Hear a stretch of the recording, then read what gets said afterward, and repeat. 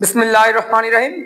সুপ্রিয় শিক্ষার্থী বন্ধুরা, মহসিন ইংলিশের পক্ষ থেকে আমি মহসিন স্যার তোমাদেরকে জানাই শুভেচ্ছা ও স্বাগতম।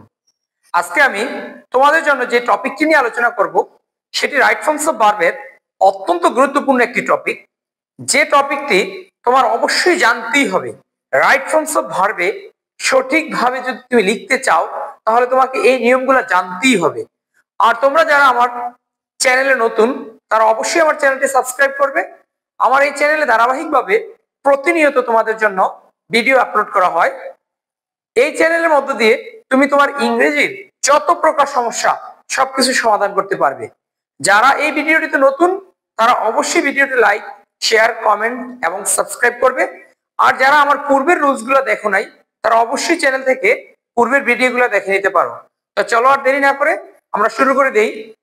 আজকে আমরা রাইট ফর্মস অফ ভার্বের তিনটি রুলস নিয়ে আলোচনা করব। খুব গুরুত্বপূর্ণ তিনটি রুলস নিয়ে আলোচনা করব, যেগুলো তোমার জীবনে অত্যন্ত সহায়ক ভূমিকা পালন করবে। রাইট ফর্মস অফ ভার্ব করার ক্ষেত্রে এই নিয়মগুলা তোমার ভুল হবে। অতএব যদি আজকের ভিডিওটি ফুল দেখতে থাকো তাহলে তোমার আর কখনোই সমস্যা হবে না। তো চলো শুরু করি। আমাদের আজকের পার্ট হচ্ছে রাইট ফর্মস অফ ভার্ব। তার মানে হচ্ছে কি ভার্বের সঠিক ব্যবহার। ভার্বের সঠিক ব্যবহার নিয়ে আমরা বিস্তারিতভাবে আলোচনা করতেছি। আজকে আমাদের কাঙ্ক্ষিত তিনটি রুলস আমরা খুব সুন্দরভাবে বুঝিয়ে দিব যাতে তোমাদের আর কখনো ভুল না হয়। তো এক নম্বর রুলসটা দেখো, দৈর্ঘ্যের পরিমাণ বা স্থান বোঝালে, দৈর্ঘ্যের পরিমাণ বা স্থান বোঝালে যদি সেটা দেখতে প্লুরাল মনে হয় তারপর কি হবে, সেই সাবজেক্টটা যদি প্লুরালও মনে হয় তাহলে সেখানে ভার্বটা কি হবে, সিঙ্গুলার হবে। সাবজেক্ট দেখতে প্লুরাল হলেও কি হবে, ভার্ব সিঙ্গুলার হবে।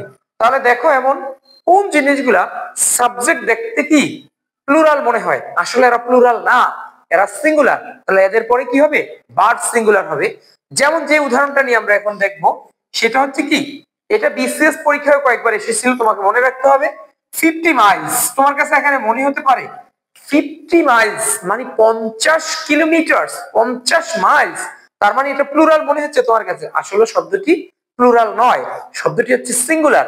তাহলে 50 মাইলস, তাহলে এখানে দেখো বি ভার্ব দেওয়া আছে, তোমার শূন্যস্থানে দেওয়া আছে কি বি। তাহলে বি মানে হচ্ছে কি am is are was were been. তাহলে আমরা এখানে বি ভার্বের জায়গায় একটি সিঙ্গুলার ভি ভার্ব খুঁজে বের করব। তাহলে এম ইজ আর, এ থেকে সিঙ্গুলার হচ্ছে এম আর ইজ, আর আর হচ্ছে কি প্লুরাল। তাহলে এখন দেখো, তাহলে আমরা এখানে কি বসাবো, ইজ বসাবো। ইজ বসালে আমাদের সেন্টেন্সটা কি হবে, রাইট হবে। 50 Miles is a long distance. তাহলে আমাদের আজকের এই রুলসটা ছিল, যদি কোনো সেন্টেন্সের সাবজেক্ট দেখতে প্লুরাল মনে হয় কিন্তু আসলে সে কি সিঙ্গুলার, সেটা হচ্ছে কোনো স্থান বা জায়গার নাম। যেমন দেখো ইউনাইটেড স্টেটস অফ আমেরিকা, এখানে মনে হচ্ছে যেমন একটা প্লুরাল সাবজেক্ট, আসলে না, এটা একটা দেশের নাম, যুক্তরাষ্ট্রের নাম ইউনাইটেড স্টেটস অফ আমেরিকা। তাহলে সেখানে আমরা কি বসাতে পারবো, ইজ বসাতে পারবো। United States of America is a rich country, সেখানে কখনো আর দিলে হবে না। আবার এই যে এখানে 50 miles are a long distance, যদি তুমি এখানে আর দিয়ে দাও তাহলে কখনোই তোমার সেন্টেন্সটা কারেক্ট হবে না।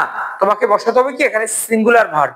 অতএব এই জিনিসটা তোমাকে কি করতে হবে, জেনে বুঝে শুনে বসাতে হবে, আদারওয়াইজ অন্ধকারে ঢিল মারলে হবে না। এরপর দেখো আমাদের 2 নম্বর রুলসটা হচ্ছে আজকে, যদি কোনো সেন্টেন্সে দেয়ার থাকে, তার মানে হচ্ছে যদি কোনো সেন্টেন্স দেয়ার দিয়ে শুরু হয়, আমরা দেয়ার যুক্ত অনেক সেন্টেন্স পাই। এই এরকম দেয়ার যুক্ত সেন্টেন্সে এই দেয়ারের পরের অংশে যদি সিঙ্গুলার সাবজেক্ট থাকে তাহলে এখানে সিঙ্গুলার ভার্ব হবে, আর যদি প্লুরাল সাবজেক্ট থাকে তাহলে কি হবে, প্লুরাল ভার্ব থাকবে। তো দেখো এখানে আমরা দুইটা সেন্টেন্স লিখে নিয়েছি দেয়ার, এখানে বি ভার্ব দেওয়া আছে। A high school in our village, আমাদের গ্রামে। এখানে দেখো এই যে a high school, a high school, তাহলে আ হাই স্কুল মানে কি, দ্যাট মিন্স হচ্ছে একটি হাই স্কুল, একটি উচ্চ মাধ্যমিক বিদ্যালয়। তাহলে এটা কি সিঙ্গুলার না, তাহলে এখানে আমাকে কি বসাতে হবে, একটি সিঙ্গুলার ভার্ব বসাতে হবে।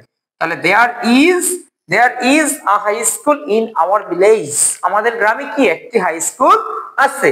তাহলে একটি কি সিঙ্গুলার, সেজন্য এখানে কি ভার্বটা কি হয়ে গেল, সিঙ্গুলার হয়ে গেল। আবার দেখো এই যে দেয়ার এর পরে আবারও এখানে বি ভার্ব দেওয়া আছে, মেনি শপস, মেনি শপস তার মানে কি অনেক দোকান, ইন দিস মার্কেট, এই মার্কেটে অনেক দোকান আছে, তাহলে অনেক দোকান মানে কি, এটা প্লুরাল। মেনি শপস মানে কি, প্লুরাল।